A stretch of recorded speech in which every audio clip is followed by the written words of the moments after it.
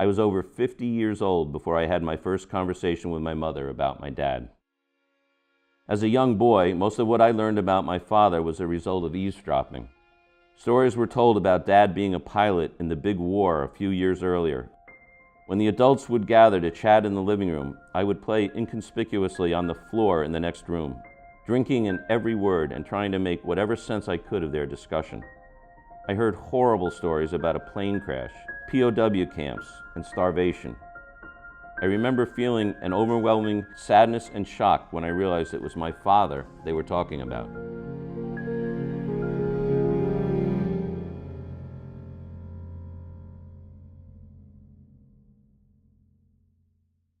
If you've been a regular viewer of this show, I think you will agree with me that over the years we've had some pretty interesting interviews and panels, if you will. I mean, from talking about the Devil's Footprint on Town Hill to rum running in Ipswich, the Robinson Shipyard, the history of the immigration in this town and what they brought. But this one I think is going to be at the top of our list. We're about to introduce you to the author of a book called The Green Box. And rather than me blabbering on any further, I'm going to introduce you to the man behind it with the story. And it is a story, but it's all real. It's fascinating. Jim Kurtz, welcome to COA Today, Living Smart, Living Well. Thank you, Paul. Thanks for having me. How did it start? My dad died when I was 2 years old, so I never knew him. He was in World War II. He was a co-pilot over in Europe. He was shot down in 1944. Taken prisoner of war, and went through some pretty bad times and a really horrible march, but did make it back home in 45. And then in 1952, he had a fatal heart attack. He was 33. I was 2. My mother was 30 years old. Oh, boy. Okay. And I have 3 brothers. So it was 4 boys, ages 2 to 9. She suddenly became a single mom. And that started me wondering, I wanted to know about my father. I needed to know something about my father. My 3 brothers had certain memories of them, even though they weren't very old. They had some kind of memories, and I didn't. And around our home, it was basically an unsaid word that we were not allowed up into that attic where that green box was. We weren't really told why. It was a hands-off kind of thing. Yeah. So my 3 brothers who listened well didn't go up there, that I know of anyway. I, who did not listen so well, at 8 years old, I couldn't take it anymore, went up there. I'll never forget, it was a really hot day, and my 3 brothers were out, so they couldn't get me in trouble. My mom, I think, was vacuuming, and I got up there and opened up this is the green box. This is the box. Opened up the green box for the first time and looked at everything in total awe. Had no idea what any of it meant. And the worst part of it, even it hit me as an 8-year-old, was that I wasn't going to find out because my mother had said we're not allowed in the box. So I couldn't bring something down and say, hey, Mom, what's this? What's this?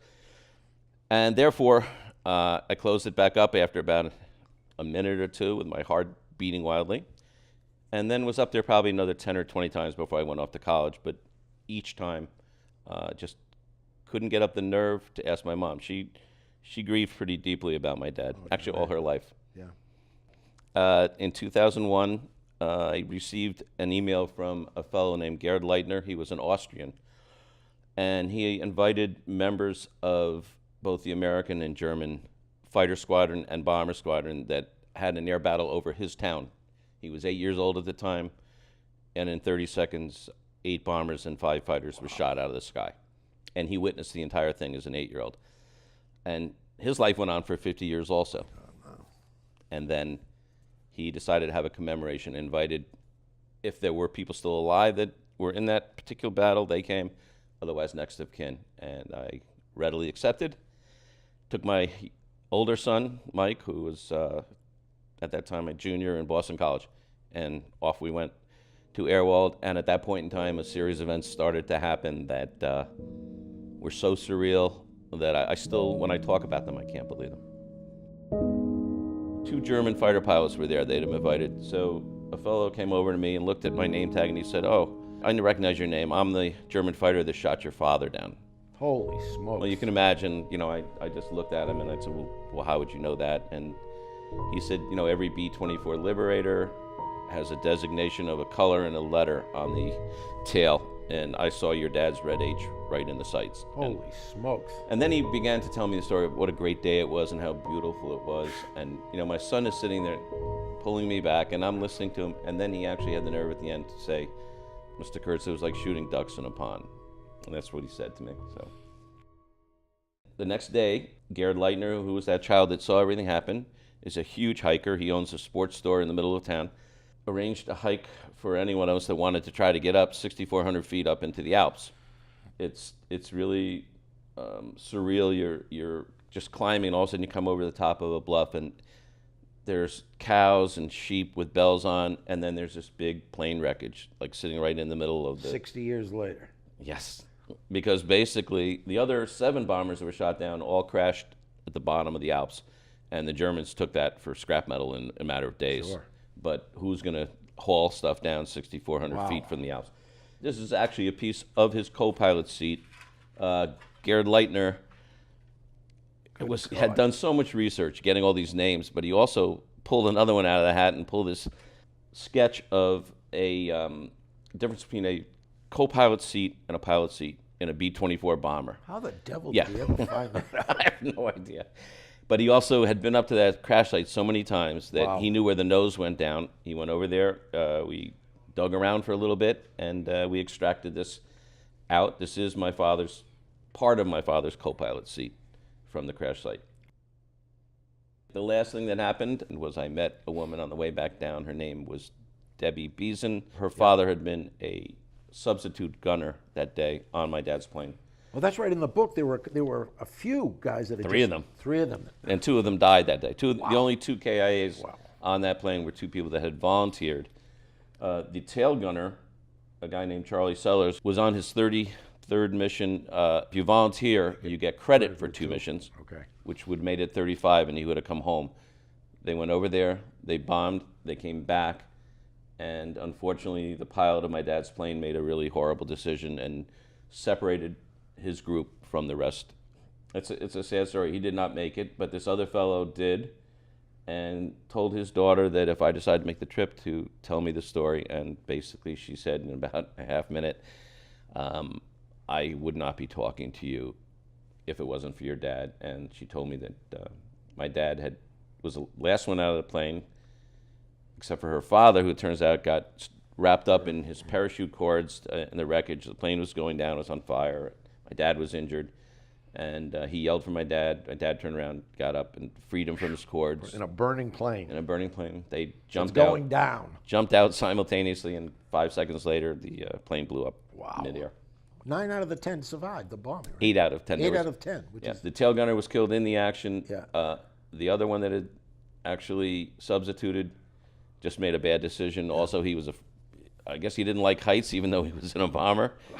So he didn't want to jump out of the plane. These guys had no training for parachute training at all, nothing. Their whole training was jumping out of a 20-foot tower in a gymnasium. That was your father's first jump, right? Everybody's first jump. Everybody's first jump. Good God. It's called the Caterpillars Club. You get a card if you make it through. Wow. Because that's the first jump that's the only jump that saved your life. And he jumped without a parachute. He waited till the plane got close to what he thought was deep snow, and he just went at the side of the mountain. Wasn't found until 1946. I had met Tim Russert, who was a commentator on NBC, Meet the Press. He knew about my book. He took me into another room and he said, Jim, if you don't write a book on what's happened to you over in Austria, and then since that time, and shame on you. So that's kind of, to answer in a long way, that's how it started.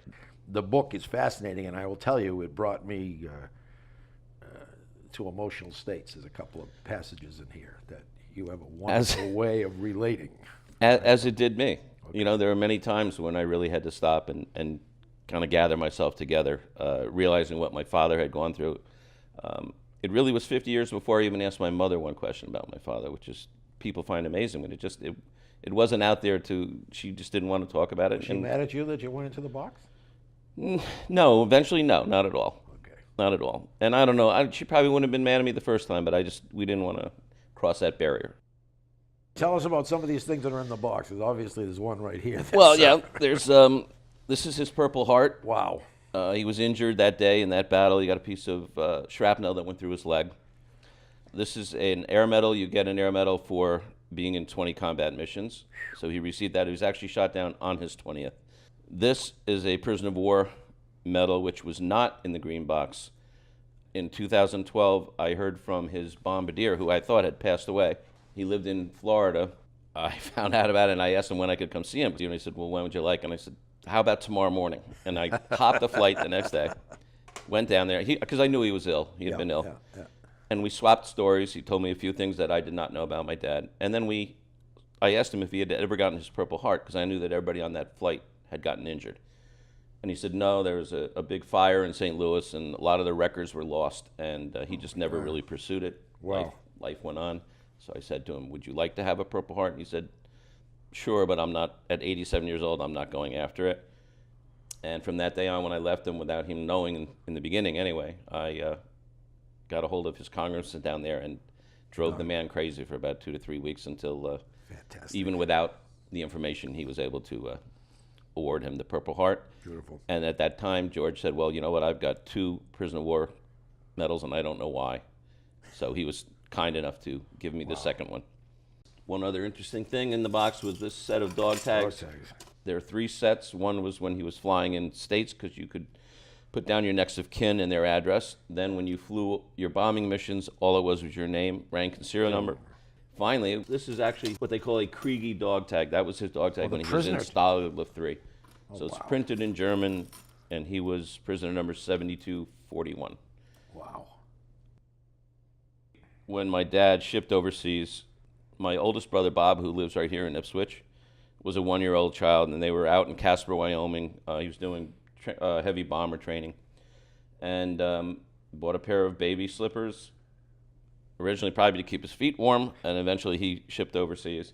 So she kept one. That would be this one, which is, it's 70-something years, so it's in much better shape.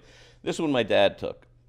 So it was 2 things. It was one for good luck, but more so it was the fact that my mom would keep hers, my dad would take his, and hopefully he would be able to come back and return it to her. So the day he was shot down, when I have to regress a little bit, when I was in Airwald for this commemoration, I met a woman who actually saw my father get shot down and captured by the Germans, and she could prove it. She saw an airman coming over top of the hill. He was bleeding. He was being chased by 3 German soldiers. They knocked him to the ground. They aimed their guns at him. They were going to shoot him.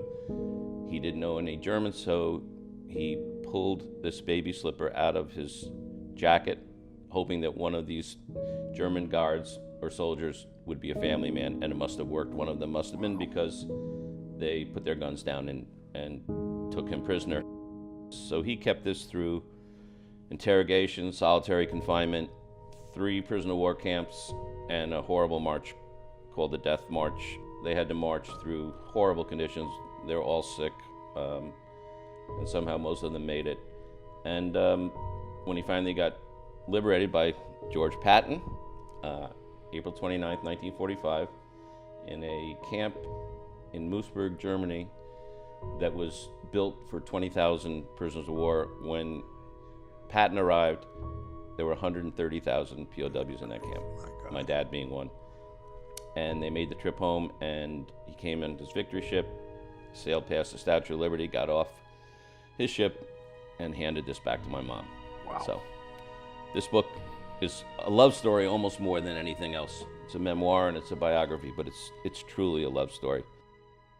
So you went through all this, you have contact with Tim Russert, and you decided you'd write the book. I did. Wow. And I got to know my father. I would say Wonderful. at this point in time, I probably know my father better than anyone, obviously, except for my mother, only because I now have basically been able to follow his footsteps in every single thing he did. I tried to emulate everything he did. I actually, when I turned 16, I went out to Arizona and realized the only thing I had not done, because I had flown on the B-24 that comes into town at Beverly Airport, Collins Foundation, and I had been to where he crashed, and I'd been down where he was captured. And then I realized I had never jumped out of a plane. So oh boy. I decided to go skydiving. It's my 60th birthday. No kidding. And although, that was exciting for me, but all I could think about what he was thinking In those conditions, as too. he was going down with all the Germans down there, all just waiting for him. Have you had any speaking opportunities, Jim? Actually, I have. I've spoken at the AMVETS. I've been in Salem State, a lot of assisted living places, Brooksby Village, where my mom was, where she lived. But the most inspiring and the most meaningful one to me was at Ipswich High School. Molly Smith, the head of the history department, contacted me and ordered some books, and she put it into the curriculum for Ipswich High School. Oh, cool. And they didn't have to read the whole book. There was just sections of it, but it was obvious that they had, because I was invited up to do a power presentation, went up there, and their eyes were glued at what I was saying. They weren't shooting things at me and throwing paper and falling asleep. Checking their phones. Yeah, they were really, really into it. And then afterwards, when I was done, asked some incredibly insightful questions. And to me, kids these days just don't know anything about World War II. It's not really their fault. It's just not, taught much. I was so happy to hear that Molly, taught it in her class. And these kids really, really received it well. Where do you get the book? Well, there's different places. It's on Amazon. Okay. It's also in iBooks. It is on Kindle. Read it. It'll bring you smiles.